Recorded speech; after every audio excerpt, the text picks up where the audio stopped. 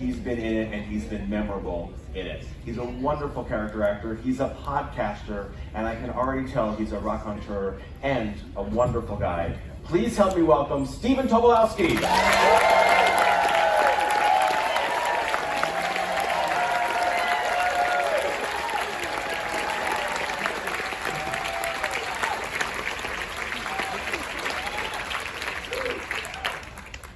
Thank you for being here with us for these 5 days. We're thrilled. Oh, I'm thrilled to be here. I've never been on a boat before. That's not true. No, not like this boat. No, this boat is so big. And then I look out my window and I see other big boats going by. It's terrifying. There's a whole population, a mobile population that's going on our waterways.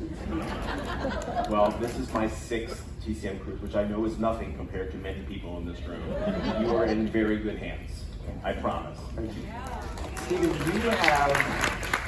you have a career that any aspiring actor would be thrilled to have, would look up to. Yeah. I'd be curious to know, who were your early heroes and inspirations when it came to actors? Oh, I think first thing that comes to my mind is Gary Cooper, Spencer Tracy, Jimmy Stewart.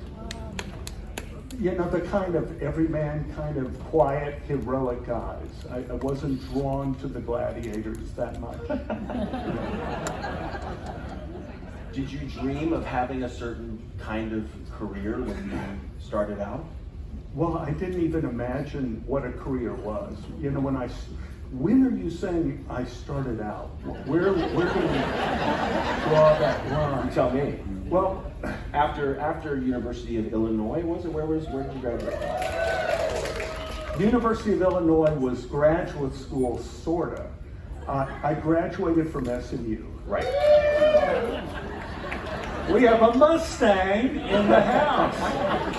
Yeah, I had a catastrophic collegiate career. It was terrible. But the thing I have learned is it isn't the good fortune you have, but it's how you deal with the bad fortune. So I had an acting teacher in college. Her name was Joan Potter. May her name always live in infamy. And she had it out for me.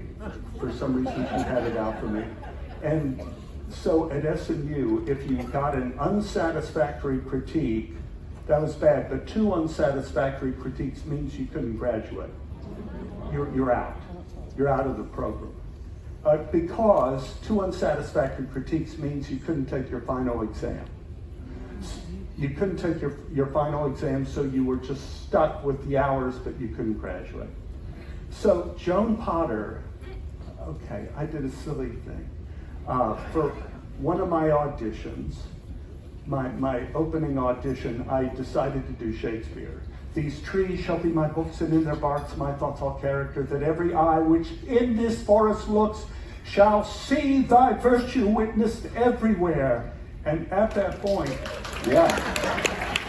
I had written High Hob on the butt of my underwear.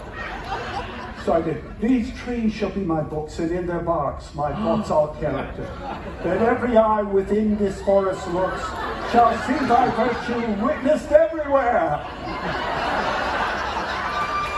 And it went over very well. The audience loved it. Hob, whose name was on my bottom, Hob was laughing so hard they had to carry him out of the theater. But Joan Potter did not find this amusing. She felt I was an unserious actor. And so she held it against me from then on. So I got through my freshman year. Then in my sophomore years, when they allow you to start taking acting classes, and she gave me an unsatisfactory critique for no reason at all.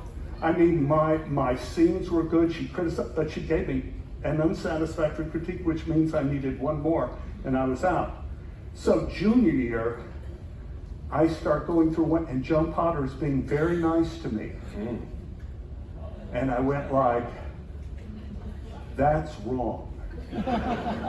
So what I did was, I went to my theater history teacher, Tony Graham White, and I love theater history, and I said, listen, you may have heard about a problem I'm having with one of the teachers here.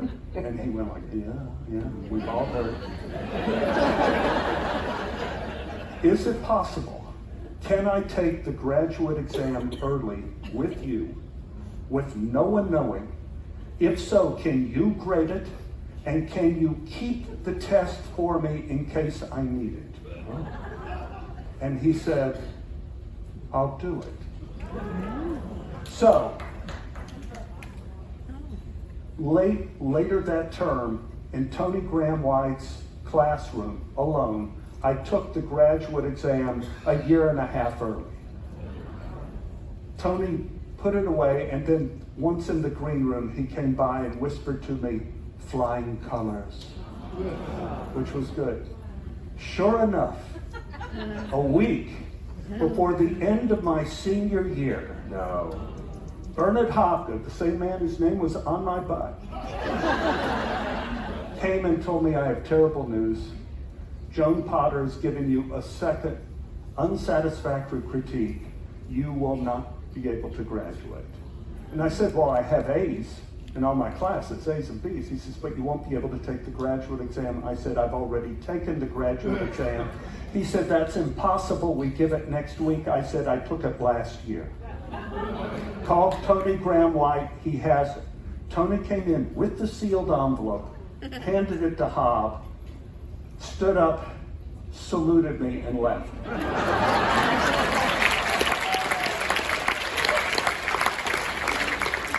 So I graduated first in my class, and that witch hated me. And she hated me so much.